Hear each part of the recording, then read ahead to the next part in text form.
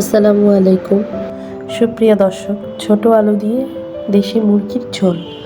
প্রথমে পেঁয়াজ, কাঁচামরিচ, জিরে, আদা, রসুন সব বেটে নেব। তারপর চুলায় কড়াইটা বসিয়ে তেল দিয়ে তেলটা গরম হয়ে আসলে ওখানে তেজপাতা, এলাচ, দারচিনি দিয়ে পেঁয়াজ বাটা, আদা রসুন বাটা, কাঁচামরিচ বাটা, নুন, হলুদ, সামান্য একটু মরিচের গুঁড়া, এটা কালার হওয়ার জন্যে। কারণ হচ্ছে আমি আগে অনেকগুলো কাঁচামরিচ বাটা দিয়েছি।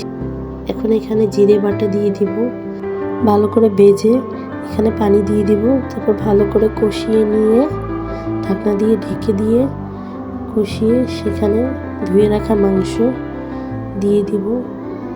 মাংসটা ভালো করে নেড়ে চেড়ে ঢাকনা দিয়ে ঢেকে দিব। আসলে মাংসের মজাটা হচ্ছে কষানোর উপরে, যত বেশি কষাবেন মাংসটা ততই মজা হবে।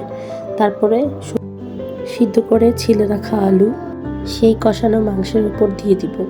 তারপর সুন্দর করে নেড়ে চেড়ে পানি দিয়ে দিব, দিয়ে আবার ঢাকনা দিয়ে ঢেকে দিব।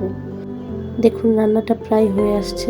যখন অর্ধেক রান্না হয়ে আসলে সেখানে কাঁচামরিচ দিয়ে ভালো করে নেড়ে চেড়ে আবার 5 মিনিটের মতো রান্না করে নিলেই হয়ে যাবে ছোট আলু দিয়ে দেশি মুরগির ঝোল। এই তো রেডি।